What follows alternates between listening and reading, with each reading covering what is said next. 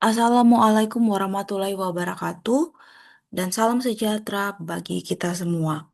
Saat ini saya akan membawakan tentang metodologi penelitian, khususnya bagaimana kita dalam menyusun bab satu, termasuk di dalamnya memilih kalimat yang tepat untuk dipilih sebagai judul penelitian, kemudian bagaimana kita merangkai kata-kata sebagai latar belakang dan rumusan masalah, tujuan, dan manfaat penelitian. Baik, mari kita bahas satu persatu, dimulai dari judul penelitian.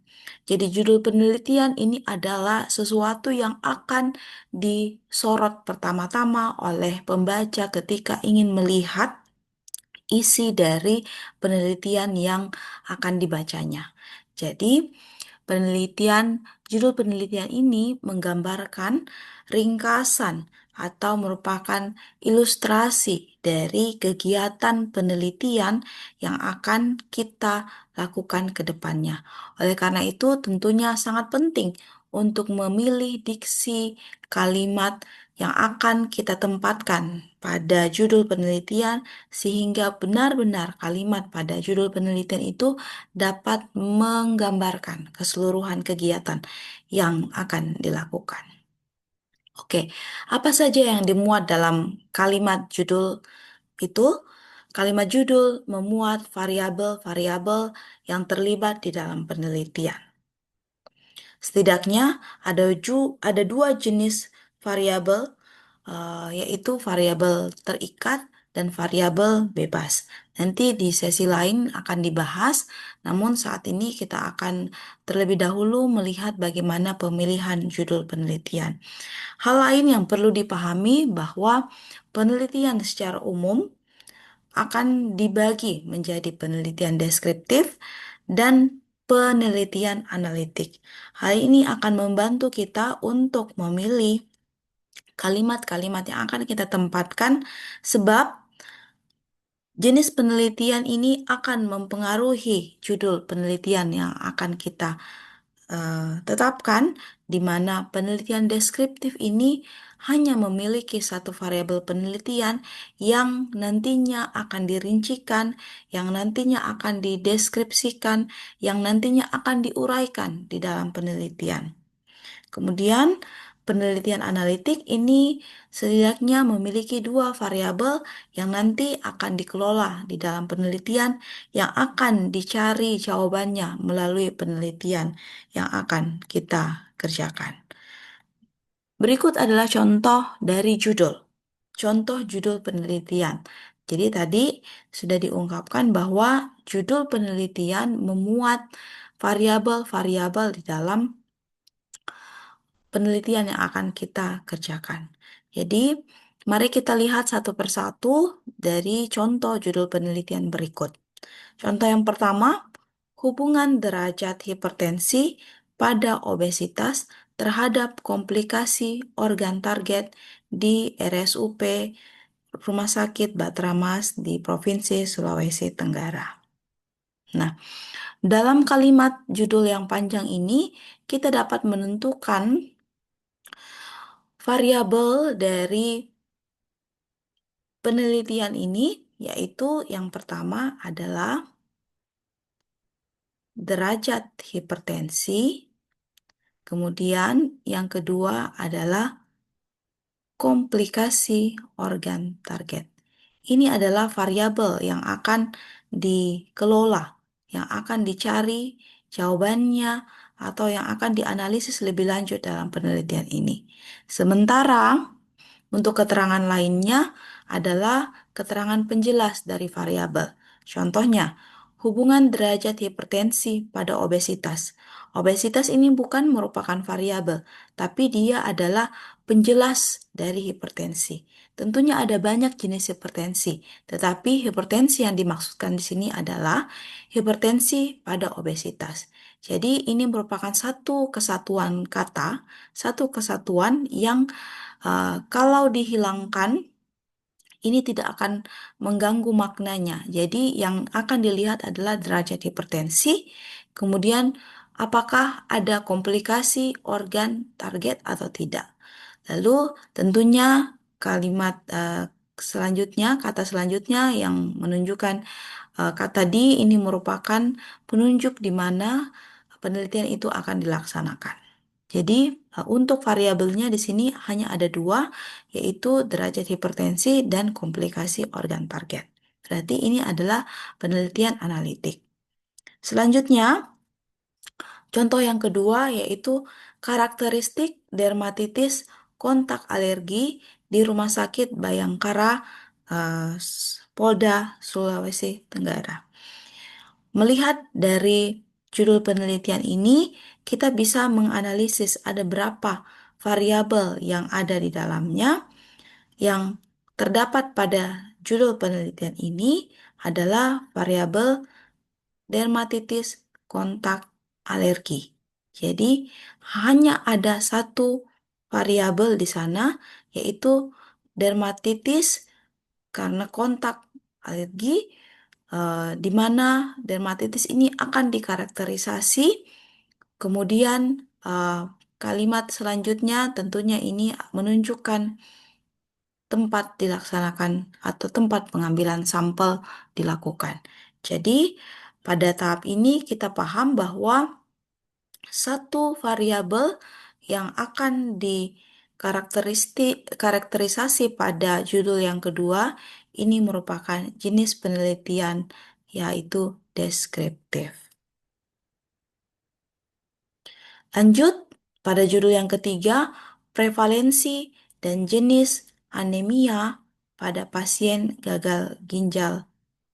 Pada pasien ginjal kronik, maaf ini gagal ginjal kronik yang menjalani hemodialisis reguler. Boleh berpikir sebentar untuk menentukan yang manakah disebut yang dimaksudkan dengan variabel penelitian pada judul yang ketiga ini.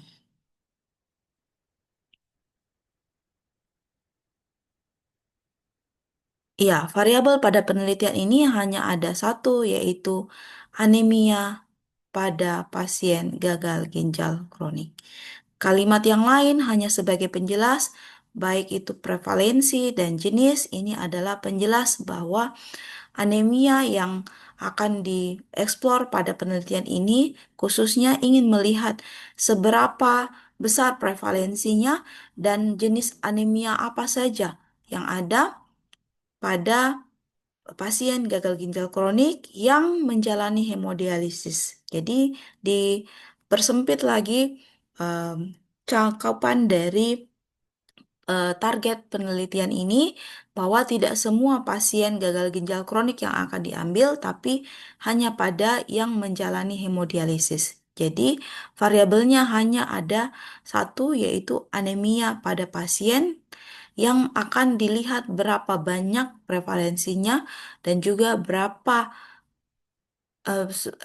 apa saja jenis-jenis anemia yang didapati pada pasien gagal ginjal kronik. Kemudian untuk yang keempat, pengaruh pemberian ekstrak kayu manis. Jadi ini merupakan variabel yang pertama, yaitu pemberian ekstrak kayu manis terhadap kadar gula darah. Jadi kadar gula darah ini merupakan variabel yang kedua, yaitu variabel kadar gula darah tikus jantan yang diberi beban glukosa. Ini merupakan penelitian analitik di mana penelitian ini ingin melihat bagaimana pengaruh variabel independen terhadap variabel dependen atau bagaimana variabel bebas ini akan berpengaruh terhadap variabel terikat. Ini akan kita bahas uh, pada subbab yang lainnya. Khususnya hari ini tetap kita fokus untuk judul penelitian. Jadi semoga dari contoh-contoh ini uh, sudah bisa melihat bagaimana gambaran dari judul penelitian yang baik, di mana menjelaskan tentang variabel, jelas um, apa yang akan dilaksanakan terhadap variabel dan kalau misalnya menunjuk pada suatu tempat ini boleh, tetapi em, yang wajib dicantumkan pada judul adalah bagaimana variabel itu jelas untuk eh, eksplorasinya, apakah dia akan masuk kepada deskriptif atau analitik.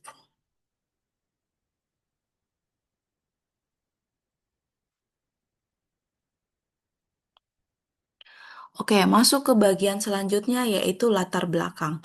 Ini juga merupakan salah satu bagian yang penting, mengapa penelitian ini harus kita kerjakan. Jadi, penelitian yang baik adalah penelitian yang bisa mengangkat masalah yang ditemukan di sekitar. Jadi, penelitian ini harusnya lahir dari pengamatan, baik itu secara langsung dari peneliti mengamati di lapangan, ataupun berdasarkan dari studi literatur yang telah digali oleh peneliti, dan kemudian peneliti melihat ada gap dari research penelitian sebelumnya yang belum bisa menjawab dari permasalahan penelitian, maka itu akan diangkat menjadi sebuah masalah yang akan diselesaikan di dalam penelitian ini. Jadi, uh, latar belakang pertama-tama harus memuat apa masalah yang harus kita jawab dalam penelitian, dan tentunya perlu digarisbawahi apa pentingnya kita melakukan penelitian ini. Jadi, setelah kita menemukan masalah, kemudian kita harus mengemukakan di dalam latar belakang apa urgensi atau apa pentingnya penelitian ini harus dilaksanakan, sebab penelitian yang baik adalah penelitian, sekali lagi, yang menjawab masalah. Ketika penelitian itu menemukan masalah tetapi seperti tidak ada urgensi untuk melakukan penelitian itu, maka orang akan mempertimbangkan kenapa penelitian ini perlu dilakukan. Betul ada masalah, tetapi kalau masalah itu kemudian tidak urgent untuk diselesaikan, maka sepertinya penelitian itu tidak terlalu kuat alasannya untuk dilakukan. Maka faktor ini bisa saja membuat uh, penelitian kita itu ditolak oleh dosen pembimbing, ataupun mungkin ketika kita ujikan, kita paparkan, itu bisa saja ditolak oleh dosen penguji karena tidak ada urgensi dan tidak ada masalah yang eh, kita paparkan di dalam latar belakang. Kemudian tentunya sekali lagi, ketika kita sudah melihat masalah dan juga bagaimana urgensi dari penelitian itu, maka harus bisa penelitian ini melihat peluang apa yang bisa dilakukan oleh peneliti sehingga penelitian ini sekali lagi layak untuk dilanjutkan dan penelitian ini layak untuk dikerjakan.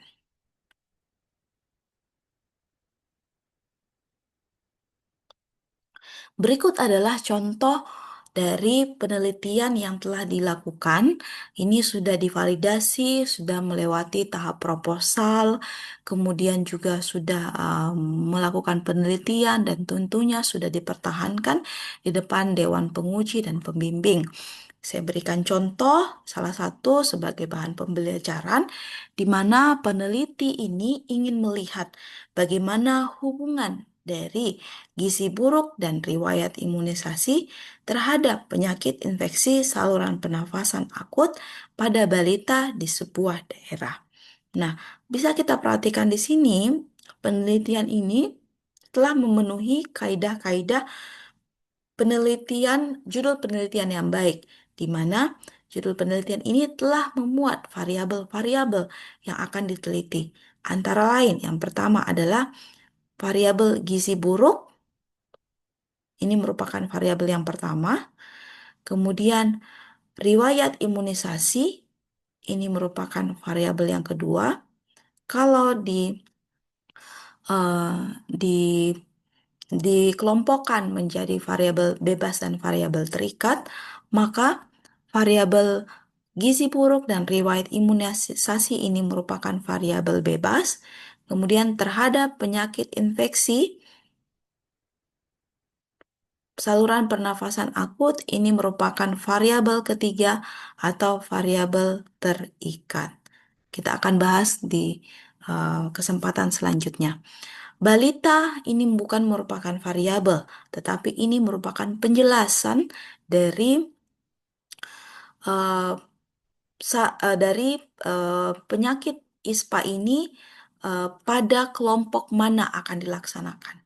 Jadi tentunya ISPA ini tidak hanya ditemukan pada kelompok balita, pada semua kelompok usia bisa saja ditemukan adanya ISPA. Namun peneliti ini ingin membahas bagaimana ISPA ini pada kelompok balita di suatu daerah. Jadi, bagaimana hubungan gizi buruk terhadap ISPA dan juga bagaimana hubungan riwayat imunisasi terhadap ISPA. Oke, selanjutnya pada latar belakang. Kita melihat pada bagian latar belakang. Latar belakang yang pertama harus berangkat dari masalah. Masalah yang diangkat dari peneliti ini adalah bagaimana gizi buruk ini nantinya akan mempengaruhi hmm, eh, s- infeksi dari saluran pernafasan akut dan masalah yang dimuat di dalam penelitian ini dimungkapkan bahwa karena gizi buruk, maka akan meningkatkan berbagai resiko infeksi dan lain sebagainya. Kemudian menampilkan data-data yang relevan, tentunya data-data yang dimunculkan harusnya data-data yang up to date, paling lama em, minimal maksimal 10 tahun. Jadi kalau misal eh, tahun ini adalah 2025, batas akhir pengambilan data adalah 2015 supaya penelitian itu boleh terus update untuk menjawab permasalahan yang ada. Jadi di sini dia menyebutkan bahwa di tahun 2015 ada angka jumlah gizi yang terjadi di seluruh dunia. Kemudian masuk ke paragraf selanjutnya, gizi buruk juga terjadi di Indonesia. Jadi urutannya tidak terbolak-balik, bisa mulai dari data global, kemudian nasional, dan selanjutnya masuk pada target dari daerah penelitian kita. Jadi berangkat dari masalah pertama-tama, kita boleh di sini mengungkapkan data yang seluas-luasnya supaya pembaca ini tangkap makna dari yang peneliti ini ingin sampaikan bahwa penelitian ini itu penting. Penelitian ini harus dilakukan karena ini ya, gizi buruk itu merupakan hal yang sangat-sangat penting untuk dilakukan karena dari sisi global, dari nasional maupun lokal, hal ini itu em, masih menjadi tantangan dan bisa berefek eh, tentunya pada banyak hal termasuk infeksi. Tadi disebutkan pada paragraf yang pertama. Kemudian masuklah em, pada paragraf selanjutnya yang menghubungkan bagaimana em, riwayat dari eh, maaf status dari gizinya ini terhadap kejadian dari ISPA itu sendiri. Tentunya di dalam menyusun bab pendahuluan ini latar belakang mengemukakan data-data dan juga sedikit menyinggung tentang teori secara superficial, kita membutuhkan sitasi atau mengambil penelitian sebelumnya. Nah, penelitian sebelumnya ini juga diperlukan eh, yang up to date. Jadi jangan lewat dari 10 tahun. Boleh diambil, tetapi tidak menjabarkan dengan detail di sana. Jadi silahkan memberikan penjelasan bagaimana secara singkat gizi buruk itu akan mempengaruhi infeksi saluran pernafasan akut, tetapi tidak secara detail. Untuk bagian detail, silakan tempatkan itu pada bab selanjutnya, yaitu bab 2 tinjauan pustaka. Di sini hanya superficial saja bagian yang sangat-sangat umum supaya peneliti itu dapat menyampaikan dengan gamblang kepada pembaca bahwa oh ternyata ada hubungan. Dan peneliti itu bisa menyampaikan benang merah dari judul di mana gizi buruk itu betul-betul dapat mempengaruhi penyakit timbulnya infeksi ISPA.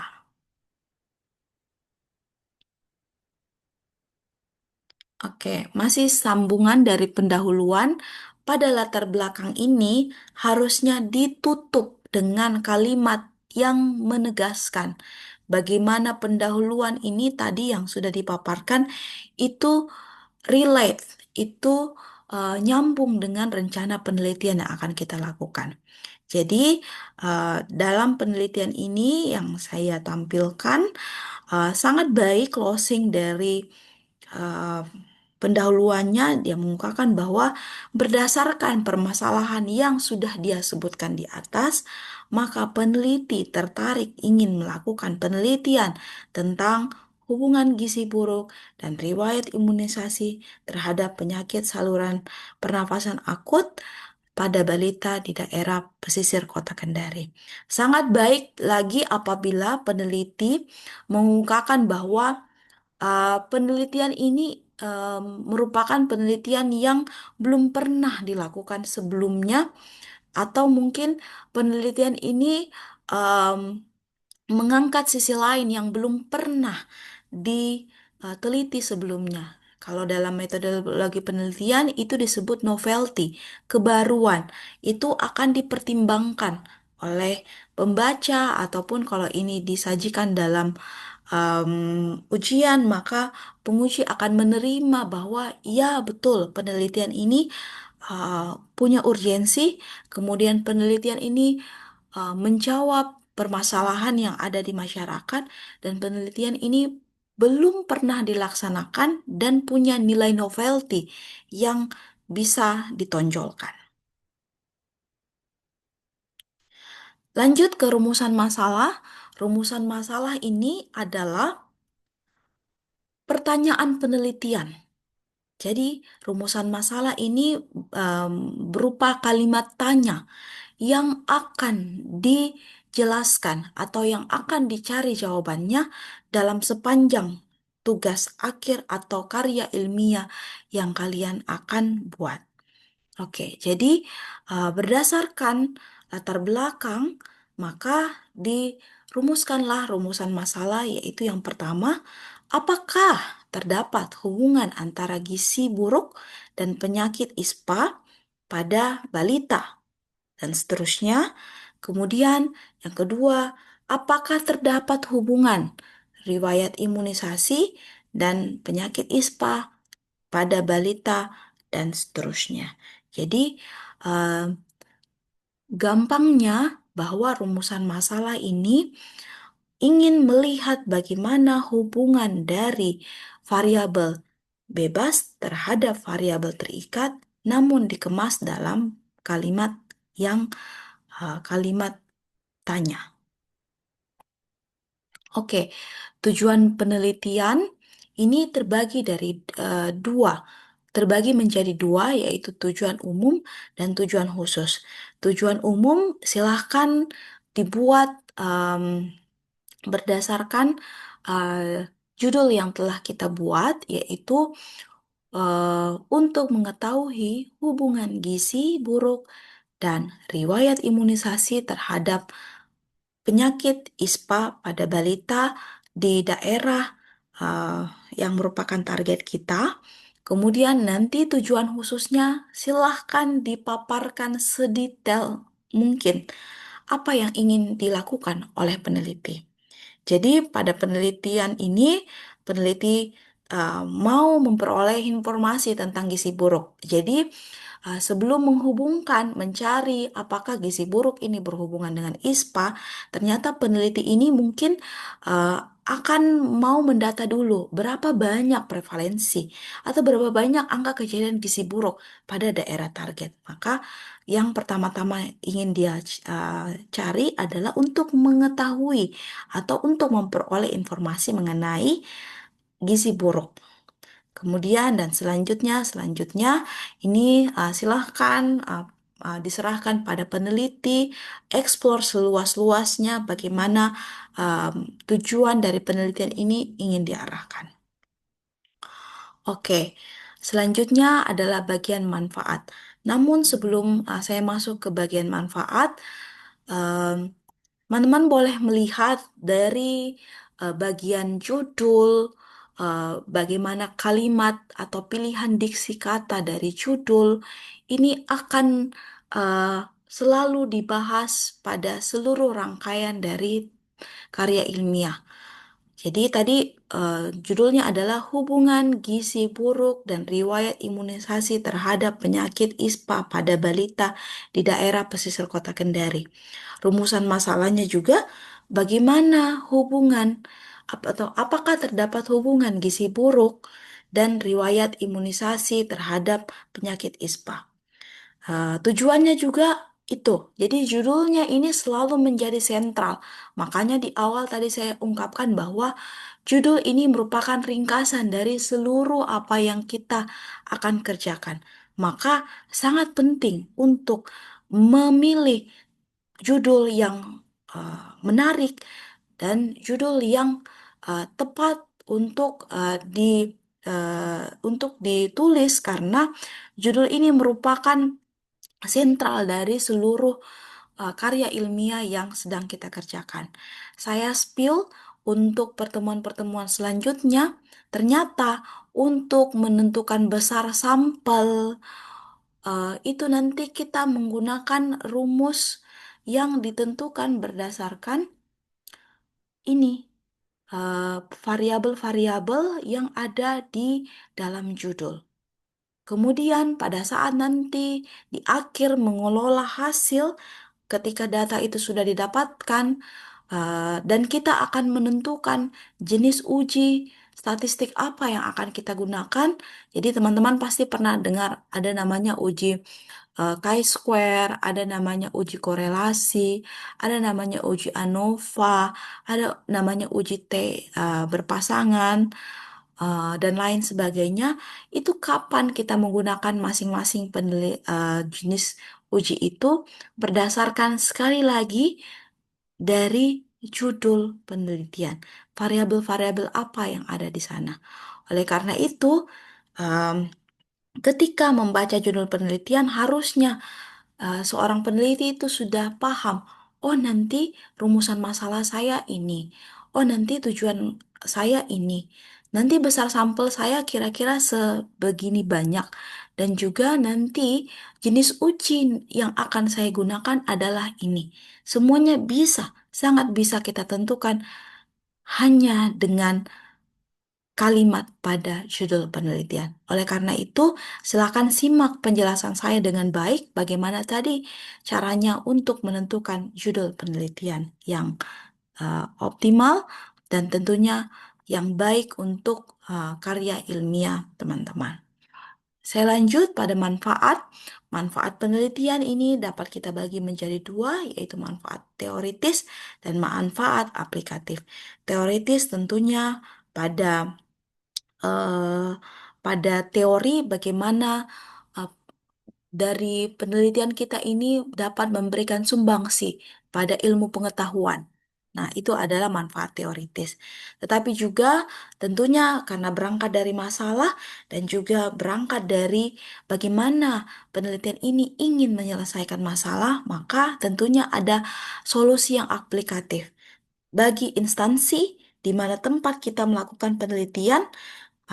Tentunya eh, mungkin penelitian ini diambil di puskesmas, penelitian ini diambil di rumah sakit atau lain-lain sebagainya. Itu tentunya hasil dari penelitian ini dapat digunakan untuk nanti secara aplikatif menjawab masalah, tetapi juga bagi masyarakat tentunya yang menjadi target dari penelitian ini, kita dapat memberikan eh, pemahaman yang baru bahwa ternyata, ya hipotesis kita itu ya, ternyata gizi buruk itu mempengaruhi infeksi saluran pernafasan akut. Oleh karena itu, eh, penanganan dari ISPA tidak dilaksanakan pada saat infeksi itu ditemukan, tetapi kita bisa mundur ke belakang dari bagaimana gizi dari balitanya, bagaimana riwayat imunisasinya lengkap apa tidak. Ini tentunya hipotesis. Yang saya sampaikan adalah hipotesis alternatif, tapi sebagai peneliti kita tidak boleh condong pada satu hipotesis, kita harus berikan ruang pada hipotesis yang lain, yaitu hipotesis nol, untuk mengatakan bahwa tidak ada hubungan antara ISPA dan riwayat imunisasi atau atau status gizi. Tapi ini sekali lagi kita akan bahas pada pertemuan selanjutnya. Semoga dengan video ini teman-teman sudah bisa menentukan satu, bagaimana judul penelitian, lalu yang kedua, bagaimana menulis latar belakang yang baik, ketiga, bagaimana menulis rumusan masalah yang baik, dan tentunya menulis tujuan penelitian, dan yang terakhir menulis manfaat dari penelitian. Terima kasih atas perhatiannya. Sampaikan em, untuk metode penelitian bagian bab satu saya cukupkan. Nanti kita akan lanjut pada pembahasan-pembahasan selanjutnya, dan untuk statistik dan metodologi penelitian tidak akan em, tidak akan fasih atau tidak akan eh, eh, terbiasa kita kalau tidak banyak latihan. Jadi silakan perbanyak latihan, asah analisanya untuk berpikir supaya kita mampu membedakan yang mana namanya variabel dan bagaimana caranya penelitian ini tentunya bisa dipakai untuk menjawab masalah di dalam eh, komunitas yang kita temukan. Terima kasih. Assalamualaikum warahmatullahi wabarakatuh dan salam sejahtera bagi kita semua.